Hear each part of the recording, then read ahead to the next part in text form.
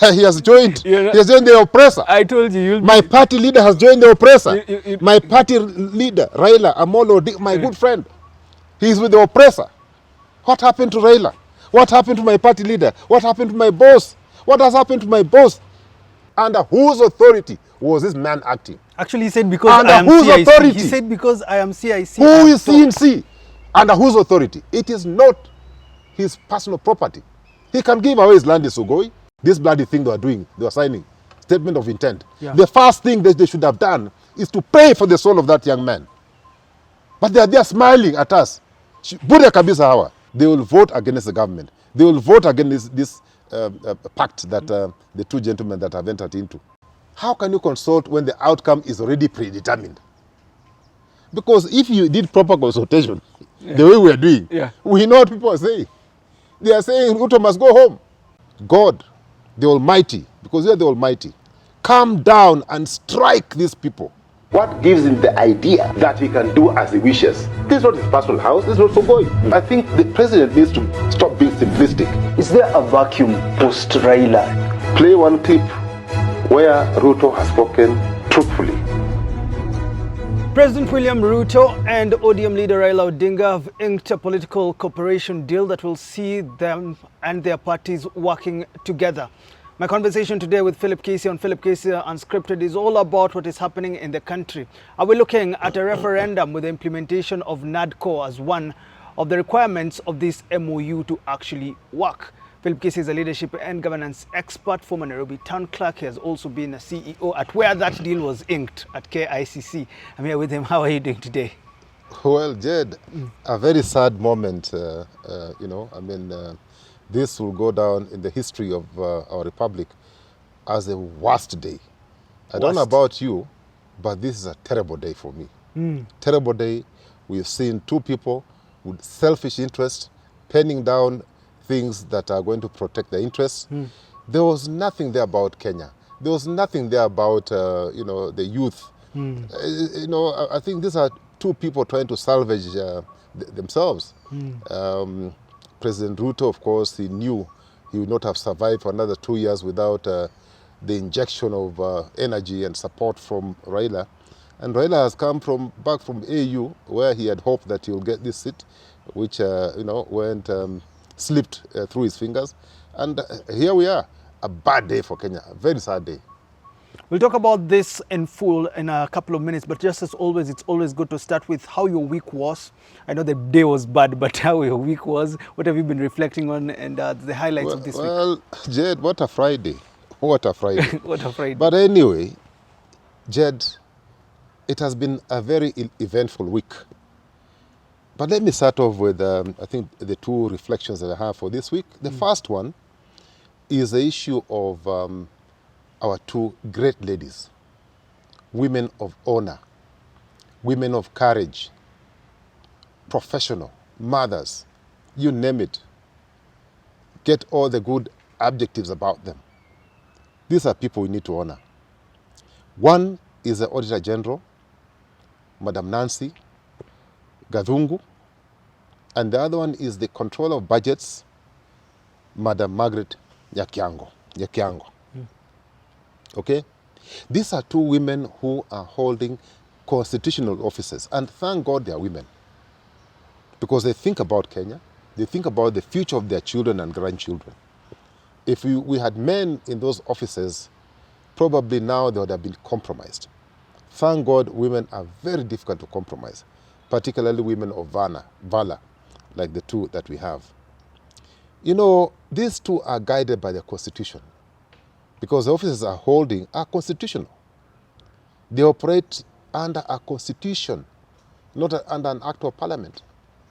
So they are protected. And when you look at, for example, public finance, which is chapter 12, it talks about what? It talks about openness. It talks about transparency, in handling public finances. It talks about accountability. It talks about public participation in matters to do with public finances. It talks about prudence. It talks about being responsible. Jed. It talks about having very clear reporting procedures and framework. It is in the Constitution. And what is the job of the two women? One is to audit. And when you're auditing, you don't cook. You're presented with figures, you are given information, and you audit that information. Okay? And you produce a report. The other one, constitutionally, is mandated to make sure that before our money is spent, it is money that is budgeted for items that are budgeted for. So she is there to ensure that we don't just spend money the way we wish, the way Kenya Kwanza administration would want us to do. They are protected, they are guided. And I'm happy, and these are really people we should honor. And therefore, we need, unfortunately, they are operating in an environment where we have people in parliament who have a culture of running away from accountability. They have that culture. They have that disease of fearing transparency. They, they prefer working in areas and in a way that is shrouded in mystique, that completely ignores, the constitutional order.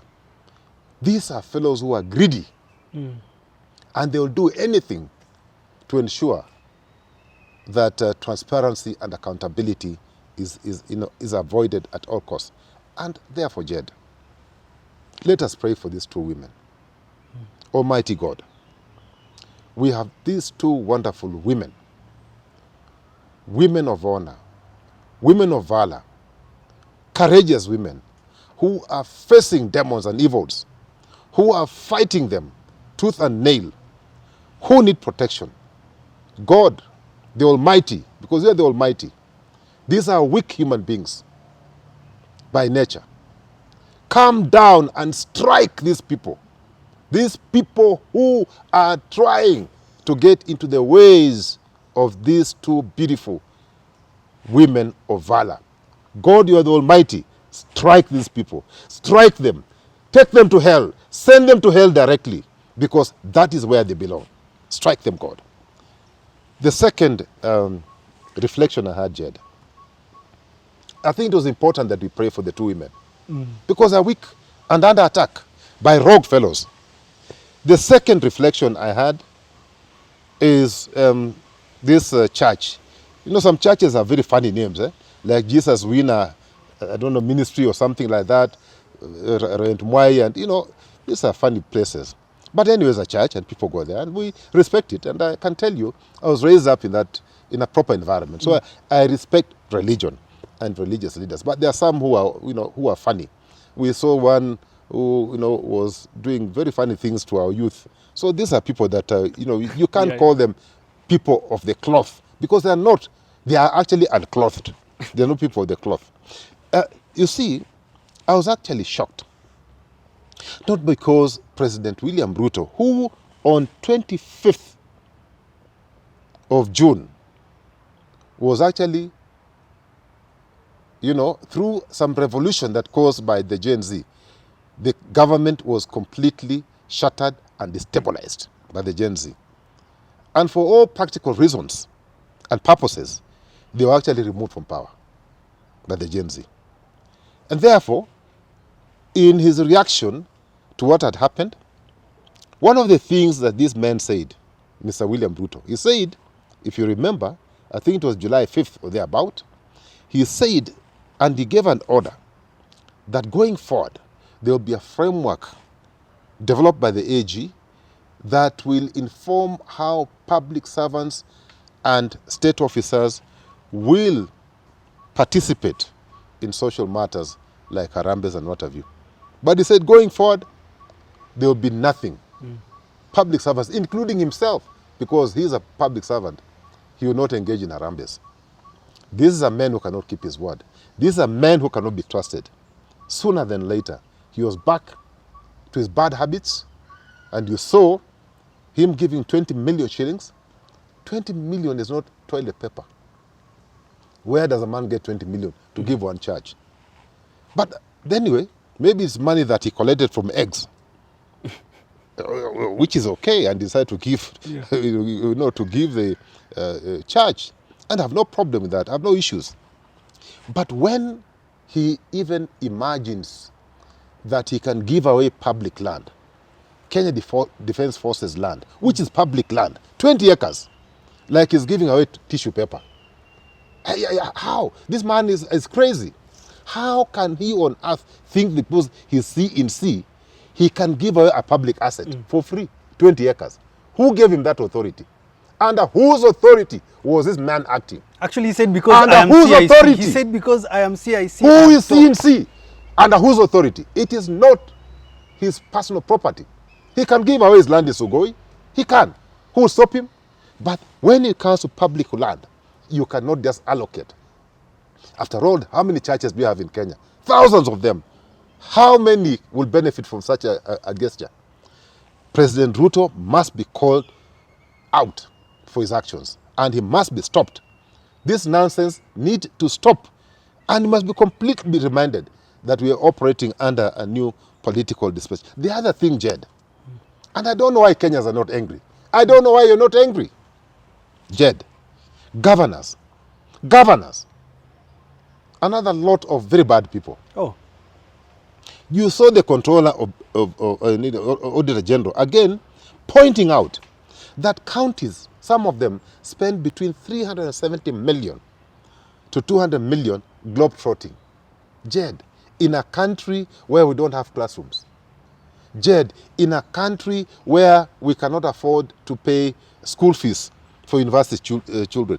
In a country where we don't have a dispensary, we don't have medicine. Our roads are full of potholes. Jed, it is so annoying that such an amount of money can be spent on globetrotting. It is shameful. It is so shameful. I can't just believe it. I read, I get angry. I'm telling you, I heard somebody saying if he was given the opportunity to run this country, I think it was Emeritus Maraga, he said if he was given the opportunity to run Kenya, that this is what he stop corruption. If I was given the opportunity to run Kenya, oh my God, some people will be hanged. Day one. How can you steal public resources? Our children have no uniform. Our children have no medicine. We have nothing. And you are spending money globetrotting. You are spending, there are another 5.03 billion just last year. Again, this is a report by the Auditor General, was dispersed from the consolidated fund. And according to her, it was not urgent, spent on things that are not urgent. They were unnecessary. And, actually, we paid hot air. Events that had passed, some events. This is hot air. This is fake. We're paying fake bills. This is a report, Jed, that was done by you people, young people, I think you taught these people a lesson on June 25th, 2024. I think you need to teach them a better lesson. So those are my two reflections. Better lesson. Now, highlights. My highlights, Jed.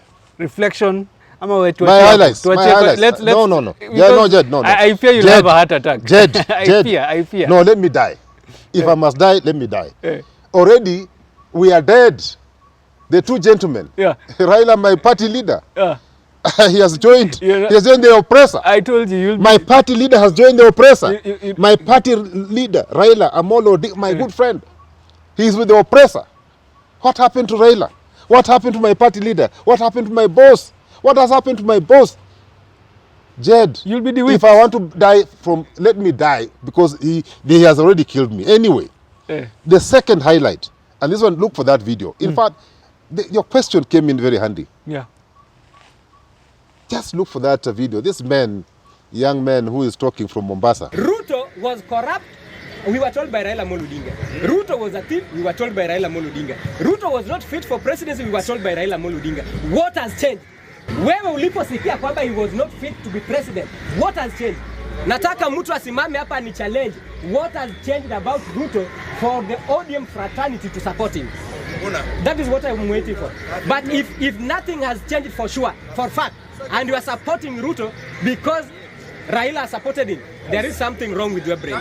It's a young man from, I think, Bunge la Wananchi, Mombasa or something, saying what has changed, Kisia, with William Ruto that now ODM is supporting him. Look, this is the thinking on the ground. This is how people are thinking. This is how the youth, this is how Mwananchi is thinking.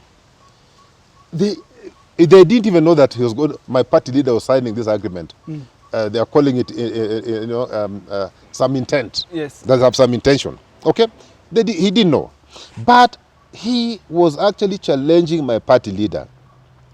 If you've listened to the video, he was saying, "What has changed?" My party leader, our boss, you've called this man a thief. You've called this man corrupt. You've said he's unfit to hold the office of the president. Has anything changed? And if something has changed, I would have expected my party leader to tell us today that I'm doing this for the good of this country, and I've agreed to work with William Samoei Ruto because he has changed. He's no longer a thief. He has agreed to stop thieving. He has agreed to stop corruption. He has agreed, is now fit to hold the office of the president. Now, the man is advising Kenyans that come the next general elections, don't think about your party. For once, don't think about your tribe. Please appoint people who are going to be there and serve you as a servant leader. Please, he has warned you. This is a very beautiful man. You need to listen to that video again. Yeah. And I know you can reach many people. Let them listen to this video. This man did know that we are going to sign this statement of intent today. Yes. That is full of hogwash. But anyway, my second highlight today, Jed, I'm very annoyed. My second highlight, we lost a young man. Look for that video, Majengo. You know, I was brought up in that area, Majengo. Oh, Majei. Majei. Caliph. Caliph. That area. Yeah, that's the area. We're home, man. It is very sad, Kisia, what we are looking at. People protesting. This police officer killed a young man for no reason, apparently. Jed,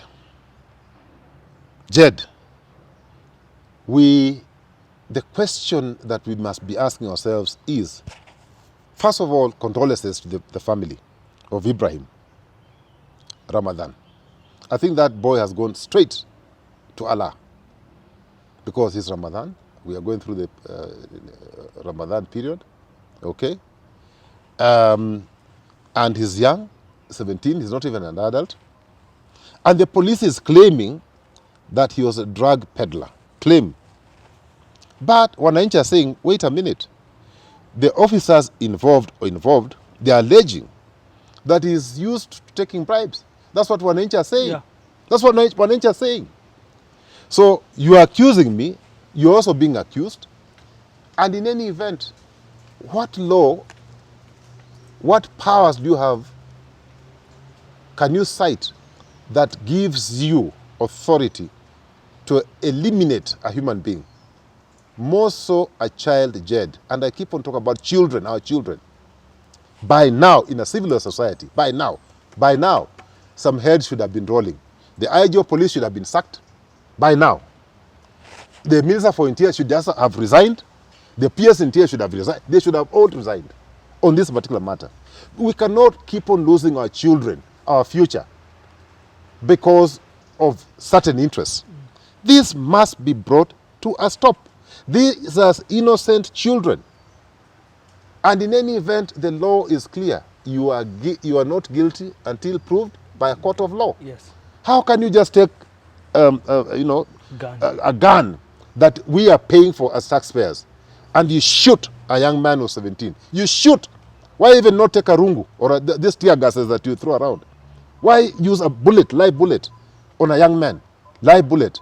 By now, in fact, this bloody thing that they were doing at KSCC, this bloody thing they were signing, statement of intent. Yeah. The first thing that they should have done is to pray for the soul of that young man.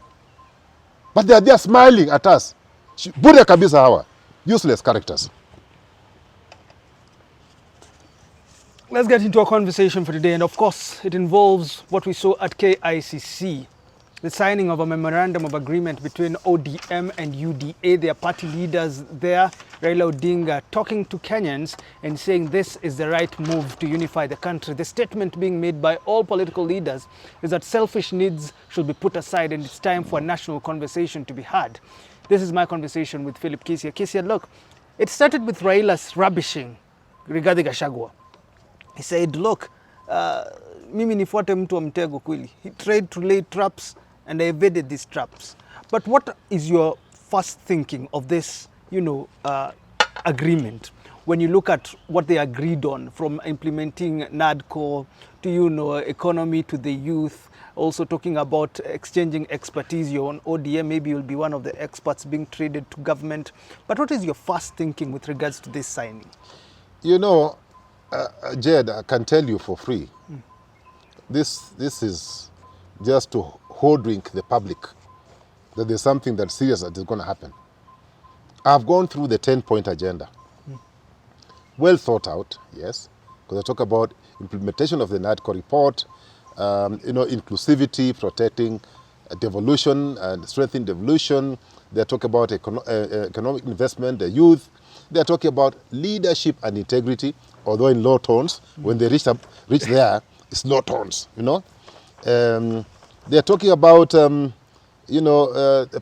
the rights to peaceful assembly, which is okay. They're talking about the national debt, is okay. They're talking about corruption in low tones. Because, like G1 said, even the guys there and the guys there, 99% are corrupt.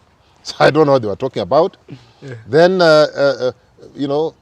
wastage of public resource, they're still wasting up to now, even up to now. They're still wasting them. Very wasteful. And of course, protecting our sovereignty and ensuring that they stop abduction. That should have stopped. It should not even happen in the first place. But anyway, that is what they have signed for today. And we're happy that they have signed for. But you see, let me say this. They talked about my party leader, who I respect fondly, and I will never stop respecting my party leader. But where he's wrong, I'll tell him, Mzee, you are wrong. I'll try as much as possible and restrain myself, but tell him behind the tent. Yeah. You see, it is not about Rigathi. Rigathi extended an olive branch. Rigathi, I think, was being genuine, and he said, Mzee, forget about working with this man. Come, we give you this thing. Yes. And I thought that Mzee should have risen to the occasion and taken up that opportunity, because saying, take this thing. You remember my son Ethan said he feels sorry for Mzee, that Mzee should even just be given even one term. Here was an opportunity, even as a transitional arrangement, because I can tell you, Jed, they are saying that they are the largest political parties. Yes, ODM is still one of the largest political parties. UDA is finished. Rigathi went with everybody. And wait until we form IEBC. We are going to cause a mini general elections. We are going to cause a mini. We are going to leave the man naked. That UDA there will be nothing left in UDA. I can tell you for free, Jed, we are going to take more than half of the seats through a mini general election. So this olive branch that was extended by Rigathi should have been taken up by my party leader, so that, as I've been saying, that we find a formula of putting together a transitional arrangement between now and 2027 when we send Mzee for retirement. But Mzee seems to have had other ideas. He says he has consulted. I don't know who he has consulted, but I wish him well. The other thing that, that is important, because you look at the context, Jed, this thing is not clear. We must make a choice. Because, as the Constitution is currently we operate under a governance structure of a presidential system. So these things that we are talking about, Prime Minister, leader of Prime Minister, I don't know, leader of Office of the Opposition, cannot work in a presidential system. If you want to go for a parliamentary system, let us get into a referendum. In fact, Jed, what I'm saying is instead of wasting our time with all these things, because we're wasting our time, okay? We are indeed wasting our time. Can we cause a referendum? So that we can change all these things that we want to change, okay? Yeah. Why wasting time? We need to Cause a referendum. Yeah. Let us now put the questions to the people of Kenya, Yeah. and we see whether they'll agree with you or not. Before we even talk about the referendum, I would want to know, what is the importance of NADCO as it is? Do you believe this is a solution? Because this is point number 1 in the pact. NADCO must be implemented, which has electoral reforms, has judicial reforms, public trust. Do you believe this is what is needed now for our country to actually change? Well, I will not say that the entire NADCO report is bad. Of course, it needs to be improved as we move forward. And, but there are things that cannot work if we are reliant on the current governance structure, the presidential system. So if you want to introduce all those things that we are talking about, leader of official opposition, a prime minister, we must change the governance structure, of Kenya. But there are certain things, Jed, that does not even need NADCO. These are administrative issues. Things like killing our children. Do they need NADCO? They just need sober people. Yeah. Things like fixing the economy. Does it need NADCO? Does it need NADCO? No. It just needs smart people who can run an economy. Things like overtaxation, taxing our fellows, overtaxing our people. Does it need NADCO? Does it need NADCO? It needs guys who are brilliant at treasury to come up with policies that are favorable, to come up with policies that, that are not punitive. Yes. So I think things like corruption, fighting corruption, does it need NADCO? We already have ESCC, we have DCI, we have our judicial system. Yeah. Does it need NADCO? We therefore just need genuine and honest leadership from the top to deal with almost 70% of the issues that have been captured in the NADCO report. The 30% can be dealt with through a referendum. Now that is the 30%. Office of the official opposition, prime minister. For that to be a prime minister, of course, you're changing the structure of government, and therefore you need to go back to the people. Are Kenyans ready for a referendum, if I may ask? And how will they receive a referendum? Would it sail through from where you sit? I can tell you, Jed, bring it up.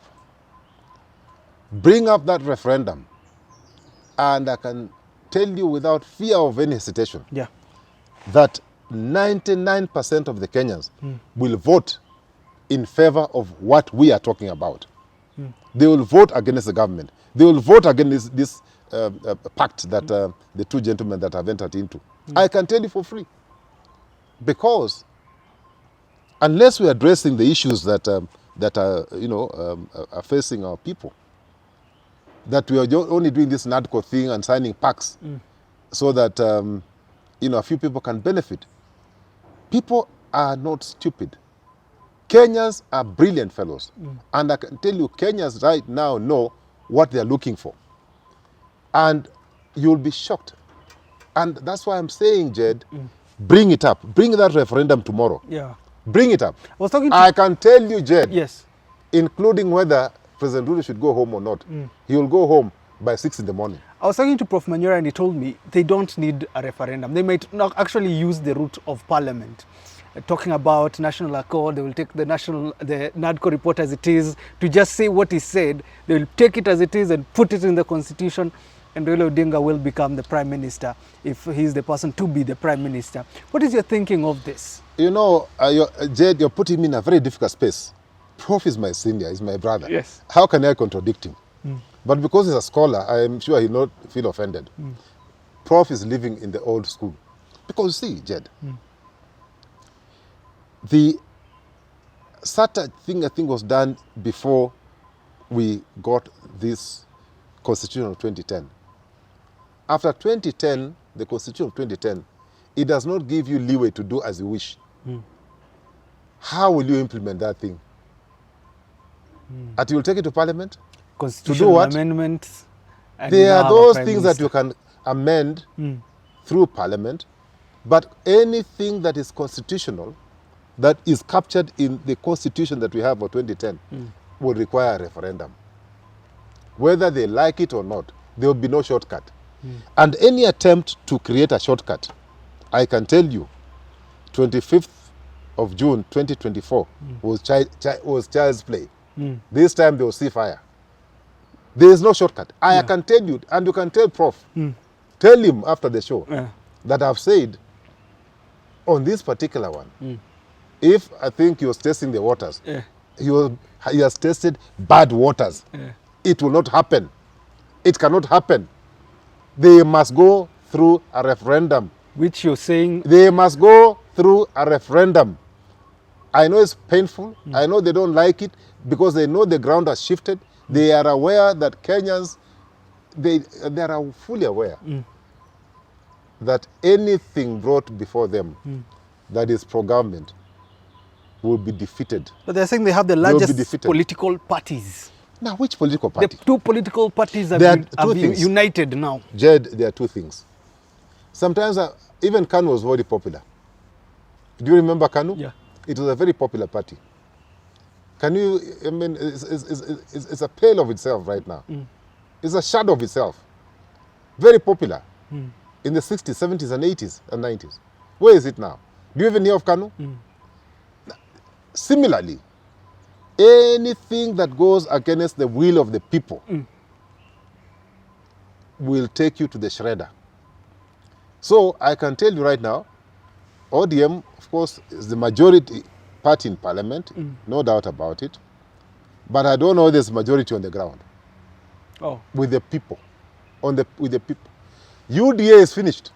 UDA, in fact, Raila is doing Ruto a favor, a great favor.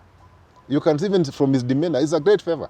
Because Manyora has taken off with more than half of the people. And on the ground, he has taken up everybody on the ground. So which party are they talking about? Maybe they're talking about ODM. But UDA is finished. UDM is like the KANU we had in the 60s, 70s. Yes. It's finished, kaput. Finito. Finito. Tell me finally, what challenges or opportunities does this memorandum or agreement between President William Ruto and Raila Odinga bring to the table for especially government in light of what we're seeing? Conversation about SHIF, conversation about affordable housing. We're still talking about cost of living. Is there any benefit that Ruto will get? And what are the downsides in this? You see, Jed, this document, this piece of paper that they have signed, let's wait and see whether it will be implemented. Number one, to implement, you need a budget. Does this government have money? It's broke. It's a broke government. It's broke. And whatever is left is corruptly used. It's broke government. My party leader, Raila, said in the next financial year, 2025-26, that counties will get 450 billion. From where? Jed, from where? From where? I mean, from heaven or where? Yeah, he said that. From heaven. The government is broke. My party leader has been misled. Because if they give county, even how much are they giving this financial year? 24-25? Yes. How much have they given? How much? I don't know, 400 billion or something? Yeah. So where are they going to get an extra 50 billion? You see, it is possible if the thieving stops. But, unless a miracle happens, these things are not happening. But let me say this, Jed. Okay?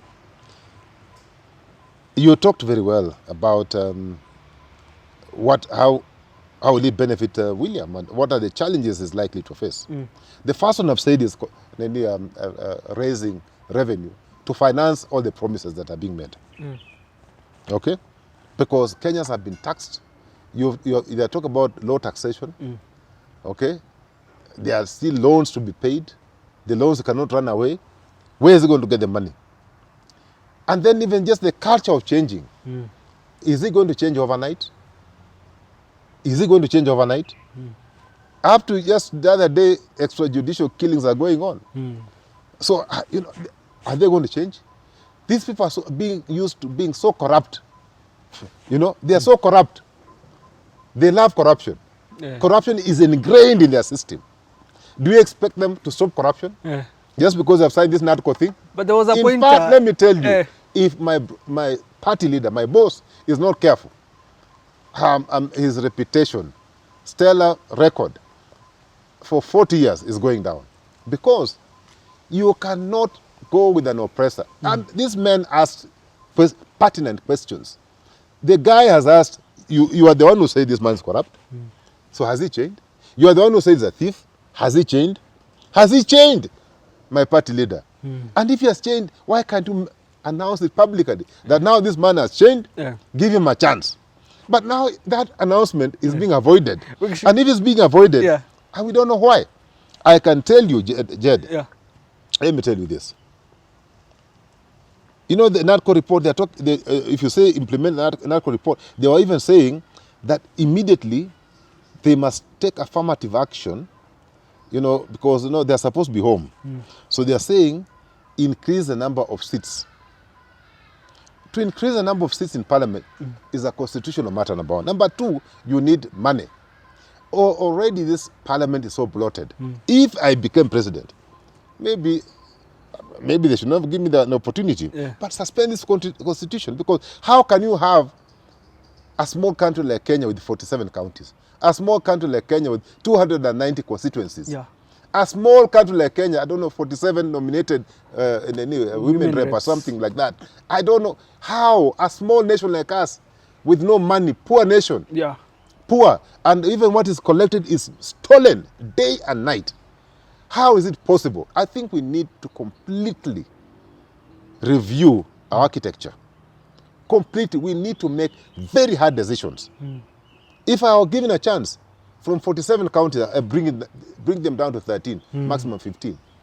From 290 constituencies, bring them down to probably about 200. Okay? Because we don't need this wastage.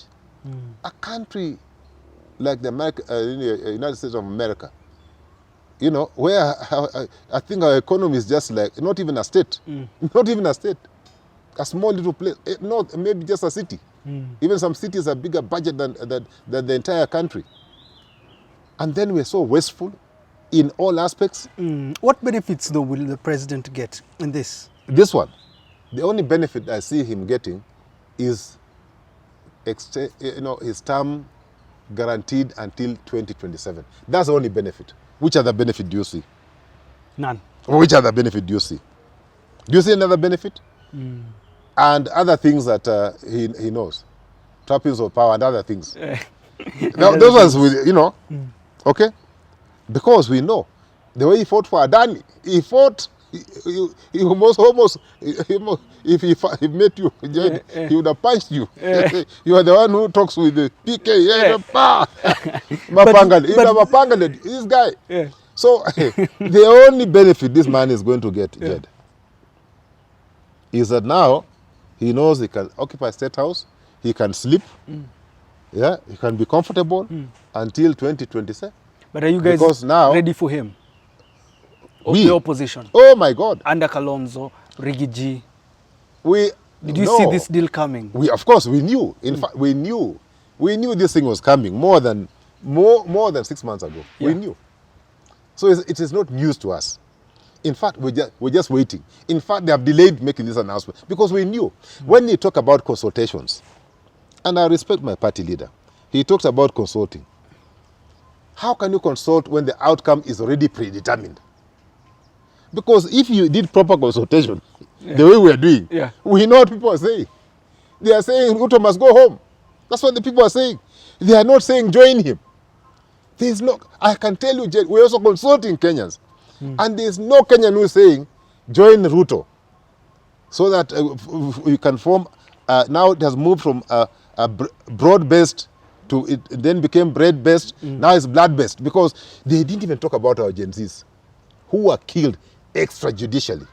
They didn't talk about them. I would have expected my party leader to say, listen, even before I put ink on this document, let us bow down to pray for the departed souls. It is our mistake, this generation. We have killed our children. We have murdered our children. That is what my party leader should have said.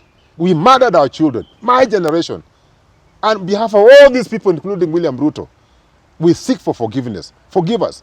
And we are going to compensate the family. We know we cannot compensate life. We know that cannot happen. But we find a way. We are asking for forgiveness. And the ones who have not been found,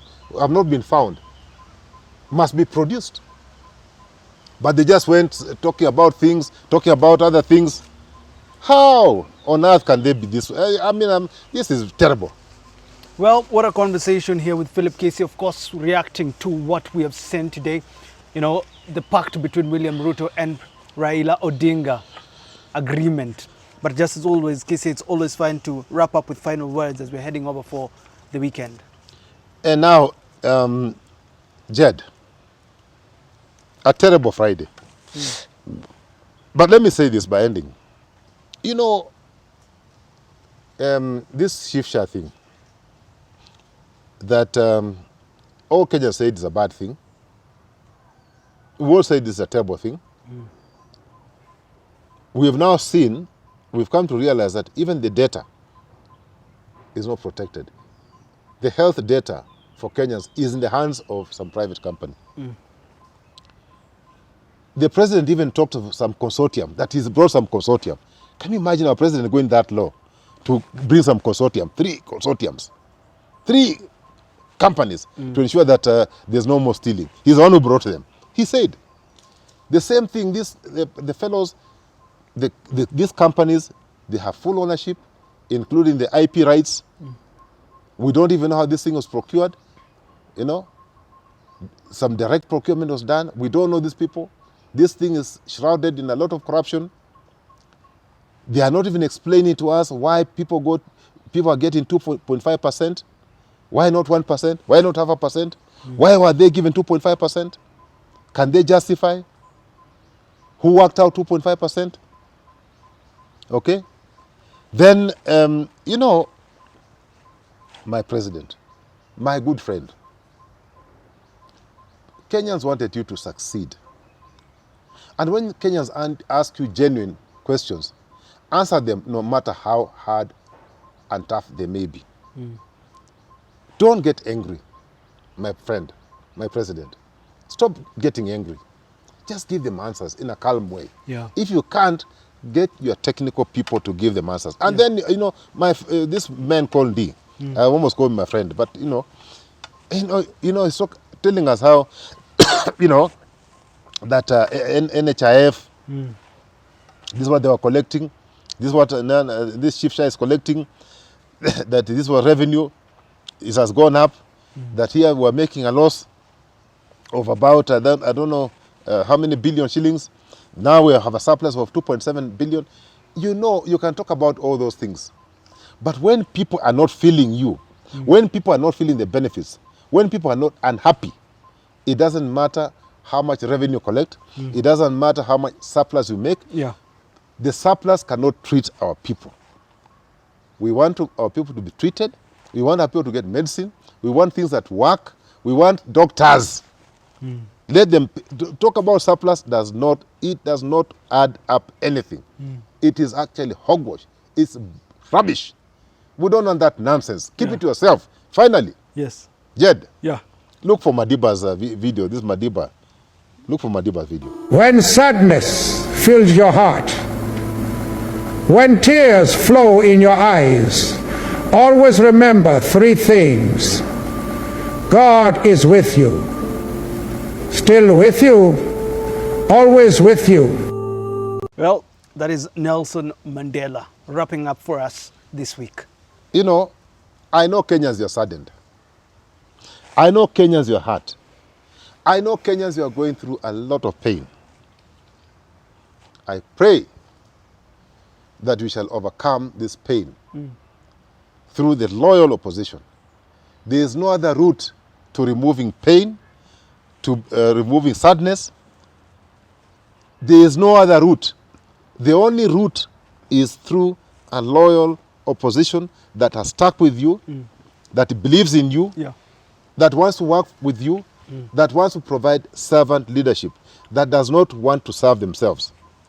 And like Madiba said, Jed, our friend Madiba, may God rest his soul in peace, he said, if nothing else, you Kenyans, God is with you. You Kenyans, even with the amount of pain you're going through, God is still with you. Kenyans, you are hurting. You are hurting, and we know you're hurting. God will always remain with you. God bless you. Thanks for tuning into that conversation here with Philip Kisia, reacting to the pact between Ruto and Raila. Do you agree that this should have been, or this is the right move for them? Till we do talk again, have yourself a lovely rest of your day. What gives him the idea that he can do as he wishes? This is not his personal house, this is not Sogoi. I think the president needs to stop being simplistic. Is there a vacuum post Raila? Play one clip where Ruto has spoken truthfully.